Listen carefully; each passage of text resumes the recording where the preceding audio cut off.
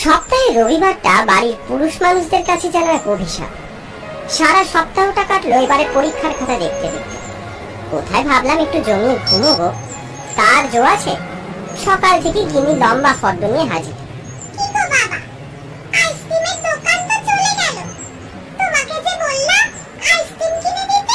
না মা, ওটি আর হচ্ছে না। আমি তোমার আইসক্রিম কিনে দিই, তারপর বাড়িতে গিয়ে তোমার মায়ের কাছে বকা খাই। আমি বাড়িতে গিয়ে মাকে কিচ্ছু বলবো না। দাও না, কিনে দাও না। একদম নয়, এই কিছুদিন আগে জ্বর থেকে উঠেছো, এখন একদম ঠান্ডা খাওয়া বারণ। মেয়ের সাথে কথা বলতে বলতে খেয়ালই ছিল না সামনে বাম্পার আসছে। আচমকাই পড়ে গেলাম বাজারের মুখে, কানাইদার দোকানের সামনে।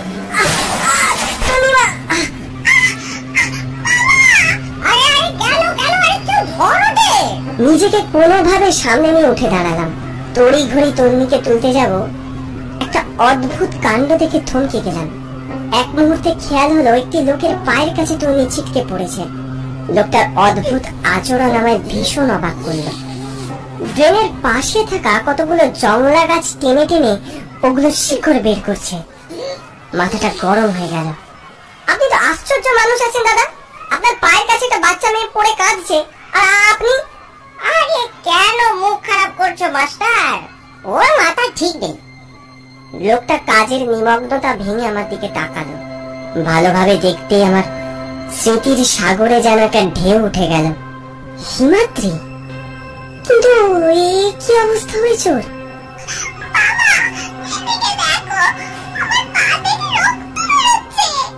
হ্যাঁ মা, এই তো বাড়ি চলো, আমি ওষুধ লাগিয়ে দিচ্ছি।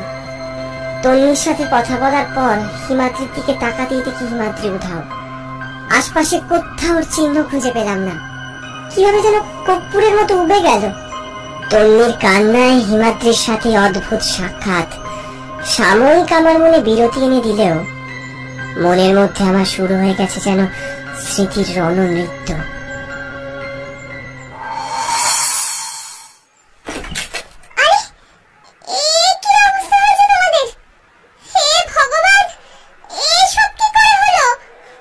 শান্ত হও, আগে ঘরে ঢুকতে দাও। আমি ঠিক আছি, তুমি তন্নিকে নিয়ে গিয়ে ওর পায়ে ওষুধ লাগিয়ে দাও। বাপ বেটি মিলে কোথায় যে কি সর্বনাশ বাঁধিয়ে এসেছে, কিছু বলছো না আমায়। বাবা বাজারের মাঝখানে স্কুটার নিয়ে পড়ে গিয়েছিল। সে কি? উফ, এই লোকটা যে কখন কোন খেয়ালে থাকে না। দাঁড়া, আমি ঘর থেকে ওষুধটা নিয়ে আসি। উপরওয়ালা কখন যে কার সাথে দেখা করিয়ে দেয় ভাবতে ভীষণ অবাক লাগে। এতদিন পর এভাবে হিমাদ্রির সাথে দেখা হয়ে যাবে আমি কল্পনাও করতে পারিনি। ইতিমধ্যে অনেকগুলো প্রশ্ন মনের মধ্যে ভিড় করতে শুরু করেছে। অতীতের সেই ধুলো মাখা প্রশ্নগুলো উত্তরের খোঁজে প্রবল ঝড় তুলেছে মনে। ছুট্টে পাশের ঘরে আমার পুরনো বইয়ের আলমারির দিকে এগিয়ে গেলাম। তোলপাড় করে ঘাটলাম আলমারিটা। কোথায় গেল জীবনানন্দ সমগ্রটা? অনেক খোঁজাখুঁজির পর ফাইলের তলা থেকে বেরিয়ে এলো সেই বই। কি গো, তোমার কানে কি কোনো কথা যাচ্ছে না নাকি? আমি ওষুধটা নিয়ে কখন থেকে দাঁড়িয়ে আছি বলো তো? এখন বিরক্ত করো না, ওষুধটা টেবিলে রেখে দাও। বাবা, আমি বিরক্ত করছি? বেশ, ওষুধটা এখানে রাখলাম, যা ইচ্ছে হয় তাই করো। বইয়ের 513 নম্বর পাতা থেকে সেই ছবিটা ফের বেরিয়ে এলো। 13 বছর আগের সেই স্মৃতি। তারপর জানলা দিয়ে একটা দমকা হাওয়া ভাসিয়ে নিয়ে গেল সেই ঝরা পাতাদের সময়। তারপর কালকে বাড়িতে ফিরে কোনো অশান্তি হয়নি তো? ছাড়ো তো ওসব। নিজেরা ঠিক মতো দায়িত্ব পালন করতে পারবে না, তাদের কাছে আবার শিখতে হবে সময়বোধ। এখানে নাটের গুরু কে বলো তো? আমার বৌদি। ওই এখন বাবা মার কানে বিষ ঢেলে আমাকে ওদের কাছে চক্ষু শুল করে দিচ্ছে। আর আমার দাদাটাও হয়েছে তেমন। আরে শান্ত হও, মাথা ঠান্ডা কর। এত ভেবে নিজের মুখটার কি অবস্থা করেছো দেখেছো? সংসারে থাকতে গেলে একটু আধটু ঠোকাঠুকি লাগে। তোমার কি দরকার বলো না, আমি আছি তো। ছি, রোজ রোজ তোমার থেকে কতই বা সাহায্য নেব বলো? কথা না বাড়িয়ে এই টাকাটা ধরো। কি রে স্বপ্নময়, ক্লাসে যাবি না? পরীক্ষার আর কটা দিন আছে খেয়াল করেছিস? ওই এলেন জ্ঞানের হাড়ি। আহ, এরকম বলো না। হিমাদ্রি একটু খ্যাপাটে হলেও ও কিন্তু ক্লাসের টপার। ওর কথাটা একটু শোনা ভালো। হ্যাঁ যাচ্ছি, তুই যা। কলেজে ঢোকার পর থেকে সমাপিকার সাথে এক অদ্ভুত ঘনিষ্ঠতা তৈরি হয়েছিল আমার সাথে। যৌবনের সেই প্রথম প্রেম। আমি আজও সমাপিকাকে ভুলতে পারিনি, ওর সাথে কাটানো মুহূর্তগুলোকেও না। আমি সবকটা নোটস নিয়ে নিয়েছি। হ্যাঁ, ওই প্রশ্নগুলো খুব ইম্পর্টেন্ট, বুঝলি? পরীক্ষায় আসতে পারে। এই সবটা নয়, এদিকে শোনো। হিমাদ্রি তুই বাড়ি যা, আমি একটু বাদে আসছি। এতক্ষণ কি করছো? কখন থেকে তোমার জন্য অপেক্ষা করছি। এই হিমাদ্রির থেকে কয়েকটা নোটস নেওয়ার ছিল, পরীক্ষার সামনে, তাই। ওহ, এই হিমাদ্রিটা সবসময় আমাদের মধ্যে বাধা হয়ে দাঁড়ায়। ওর কি কোনো কাজ নেই? আরে না না, তেমন কিছু ব্যাপার না। এইসব ছাড়ো, চলো আজকে কিছুক্ষণ সময় আছে, নদীর ধারে গিয়ে বসি।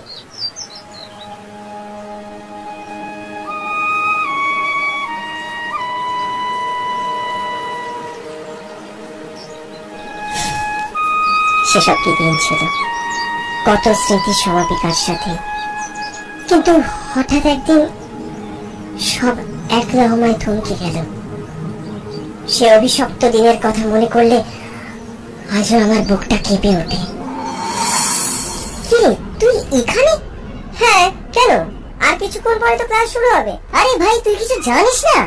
না, কি হয়েছে? তুই সমাপিকার খবরটা জানিস না? না, ওর সাথে আমার শেষ পরশুদিন কথা হয়েছে, একটা কাজে বাইরে ছিলাম। ভাই, সমাপিকা গতকাল খুন হয়ে গেছে। হ্যাঁ, কি উল্টো পাল্টা কথা বলছিস? মাথা খারাপ হয়ে গেছে নাকি তোর? আমি ঠিকই বলছি, তুই প্রশান্তকে জিজ্ঞেস কর। কালকে রাতে টিউশন থেকে বাড়ি ফেরার সময় ওকে কারা যেন খুন করেছে। সমাপিকার বডিটা কোথায় পাওয়া গেছে জানিস? শহরের প্রান্তে হিমাদ্রিদের যে ইলেকট্রিকের দোকান, তার সামনে থেকে। হ্যাঁ স্বপ্নময়, ও ঠিকই বলেছে। হিমাদ্রিকে কাল রাতে পুলিশ ধরে নিয়ে গেছে। আর আমি বলি, তুইও ওসবের মধ্যে জড়াস না। এর পেছনে অনেক বড় চক্রান্ত থাকতে পারে। আর তাছাড়া তোর একটা ভবিষ্যৎ আছে তো নাকি? এইসব কি বলছিস তোরা? আমার তো কিছুই মাথায় ঢুকছে না। আমার শরীর কেমন করছে। সমাপিকা, এই তুই বরং বাড়ি চল, কটা দিন রেস্ট নে। আর ভালো কথা বলছি, এসব ঝামেলা একদম জড়াস না। পুলিশ কিন্তু জানতে পারলে তোকেও ধরে নিয়ে গিয়ে জেরা করবে। আর মনে করিস, সমাপিকা একটা দমকা হাওয়া তোর জীবনে এসেছিল, আজ আর নেই। এরপর বহুকাল কেটে গেছে ওই ঘটনার পর। নদী দিয়ে কত যে জল বয়ে গেছে তার ঠিক নেই। কলেজের পর পরীক্ষার প্রস্তুতি, চাকরি পাওয়া, বিয়ে। হিমাদ্রির খোঁজ করব ভেবেও পিছিয়ে এসেছি, পাছে আমিও কোনো সমস্যায় পড়ে যাই। তবে আজ ওই হিমাদ্রির বিকারগ্রস্ত রূপ দেখে আমার পুরনো ক্ষতটা যেন আবার তাজা হয়ে গেল। আচ্ছা, আজকে দুপুরে খাবে না বলে ঠিক করেছো নাকি? হ্যাঁ, এই তো এক্ষুনি বাজারে যাচ্ছি। এত বেলায় তুমি বাজারে যাবে? থাক, কোথাও গিয়ে কাজ নেই। সেদ্ধ ভাত করেছি, হাত মুখ ধুয়ে খেতে এসো।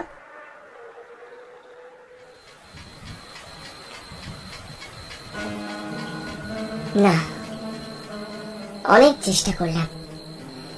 হিমাদ্রির সাথে দেখা হওয়ার পর থেকে কোনো কিছুতেই যেন মন বসাতে পারছি না। মনে হাজার প্রশ্ন ভিড় করেছে। হিমাদ্রি এত বছর কোথায় ছিল? এখন কি করে ও? কোথায় থাকে? সেগুলোর উত্তর না পাওয়া পর্যন্ত আমার শান্তি হচ্ছে না। উর্মিলা, আমি একটু বেরোচ্ছি। কি? সকালবেলায় তো একটা বিপদ ঘটিয়ে বাড়ি ফিরলে, এখন আবার কোথায় বেরোচ্ছ? চিন্তা করো না, আমি ঠিক সময় ফিরে আসবো, একটু দরকার আছে। এই লোকটাকে নিয়ে না আর পারা যায় না, যা খুশি করো। স্কুটার নিয়ে বেরিয়ে পড়লাম। সন্ধ্যার আবছা আধার তখন দিগন্ত রেখা ছুঁয়েছে। হিমাদ্রিদের বাড়ি লাগোয়া ওদের ছোট্ট ইলেকট্রিকের দোকানটা কি আজও আছে? কি জানি ওখানে ওর বাড়ির কাউকে পাবো কিনা। শহর ছাড়িয়ে বিস্তীর্ণ ধানক্ষেত। শহরের এদিকটায় খুব বেশি লোকজন কোনো কালেই যাতায়াত করে না। বহু বছর হলো আমিও এদিকটায় আসি না। আরো বেশ কিছুটা যাওয়ার পর ওদের দোকানটা থাকার কথা। শুনশান রাস্তা দিয়ে স্কুটার ছোটালাম আরো কিছুক্ষণ। একটা ছোট্ট ডোবার পাশে জল ট্যাঙ্কের নিচেই ওদের দোকানটা থাকার কথা। স্কুটারটাকে ঠিক ওখানেই দাঁড় করালাম। বিস্ময়ে তাকিয়ে দেখলাম ওখানে ধারে পাশে কোনো দোকান বাড়ি নেই, বরঞ্চ ঠিক যেখানে হিমাদ্রিদের দোকানটা ছিল সেখানে একটা প্রকাণ্ড বট গাছ। অন্ধকারে তার শাখা পোশাখা বিস্তৃত করে এক মূর্তিমান দৈত্যের চেহারা নিয়েছে যেন। এ কি আশ্চর্য ব্যাপার! এখানে কি কেউ থাকে না নাকি? বটের পাতার ফাঁক দিয়ে ভাঙা চাঁদের আলো ঠিকরে বেরিয়ে আসছে। চারপাশে ঝিঁঝির ডাক, কোন দূর থেকে কুকুর কিংবা শিয়ালের একটানা তারস্বরে কান্না, সবকিছু যেন কোন এক মায়ায় আমাকে বশীভূত করে দিল। কয়েক পা এগিয়ে চললাম সেই বট গাছের দিকে। আজ এত দেরি করলে যে? দেখো তোমার জন্য কি কি এনেছি। তোমার প্রিয় বনো ফুল। এভাবে ডাকলে আমায়, জানো না আমার এভাবে আসতে কত কষ্ট হয়। তবে তুমি আমার জন্য এমন মায়াবী রাতে বনফুলের মালা আনো, এ আমার বড় ভালো লাগে। প্রথমে খুব আস্তে শোনা গেলেও গলার স্বর দুটো খুব ভালোভাবে খেয়াল করতেই আমার ষষ্ঠ ইন্দ্রিয় যেন কেঁপে উঠল। সমাপিকা, হিমাদ্রি! বটগাছের উপাস থেকে হিমাদ্রি আর সমাপিকার কথোপকথন। এ কি সম্ভব? হিমাদ্রি না হয় বেঁচে আছে, কিন্তু সমাপিকা? উল্কা গতিতে গিয়ে গাছের পিছনে উঁকি দিলাম। ওখানে চাল চুলহীন হিমাদ্রিকে দেখলাম, আর দেখলাম গাছের শাখা প্রশাখায় বাঁধা কতগুলো পুটলি, আর সামনে মাটিতে কিছু আঁকি বুকি। সেখানে একটা মোমবাতি, আর দেখলাম কতগুলো বুনো ফুল, যেগুলো হিমাদ্রি ট্রেনের পাশ থেকে এনেছিল। মানুষ মরে গেলে শরীরের ওপর মায়া ত্যাগ করে দিতে হয়। তুমি তো জানো আমার এই শরীর থেকে আমি কিভাবে মুক্তি পেয়েছি। সমাপিকার কথাগুলো যেন বাতাসের কোল থেকে ভেসে আসছে। ছুটতে হিমাদ্রির সামনে গিয়ে দাঁড়ালাম।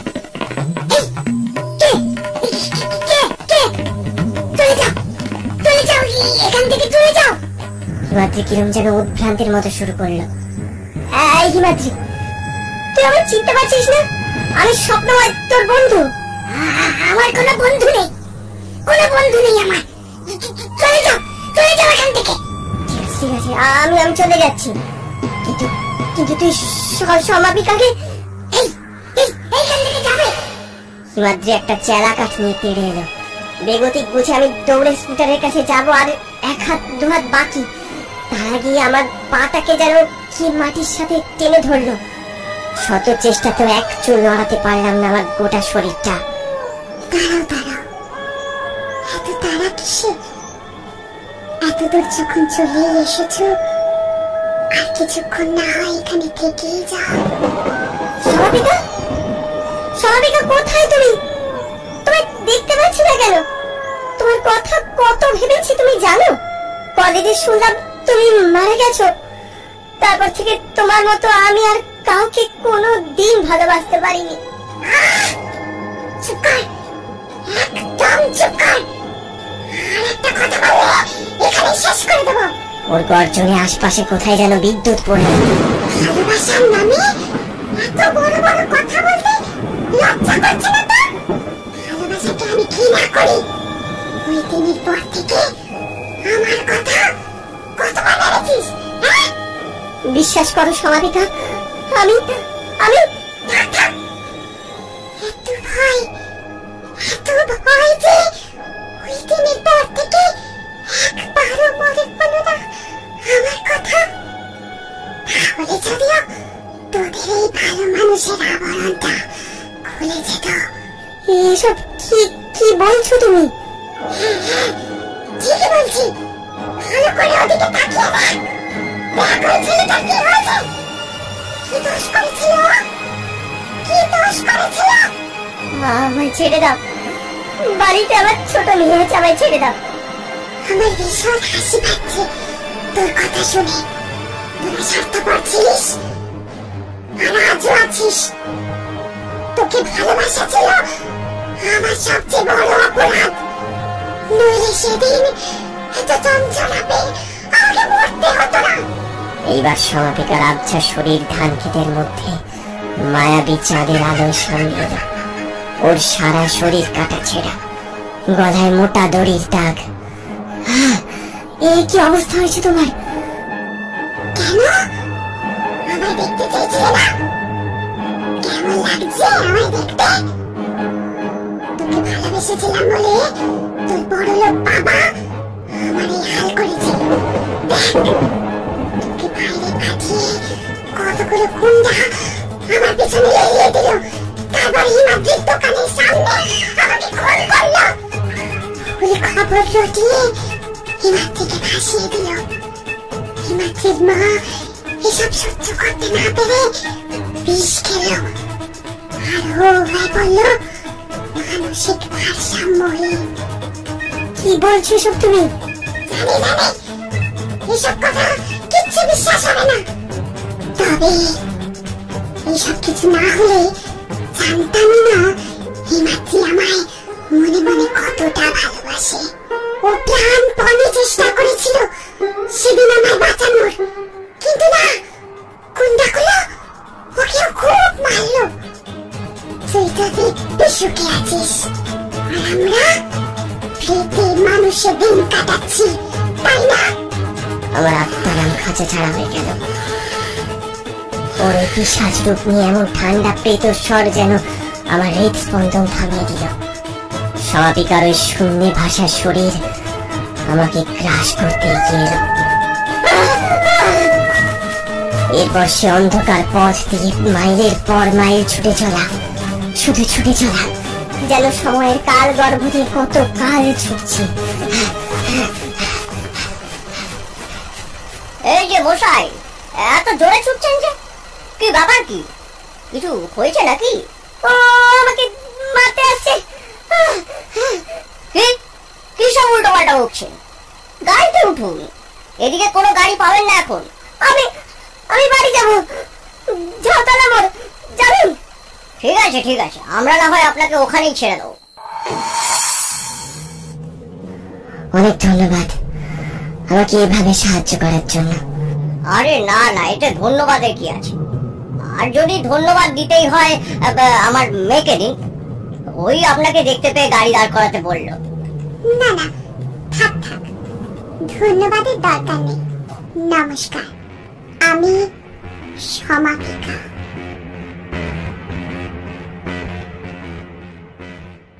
কেমন আছো সবাই? আমি সুজিত, তোমাদের প্রধান চরিত্রের কণ্ঠদাতা। আজকের গল্পটা কেমন লাগলো আমাদের কমেন্টে অবশ্যই জানাও। আর যদি এরকম টি শার্ট কিনতে চাও, আমাদের ডেসক্রিপশনে দেওয়া লিংকে চলে যাও, রেড ওয়েবসাইট থেকে আজই কিনে নাও। টাটা।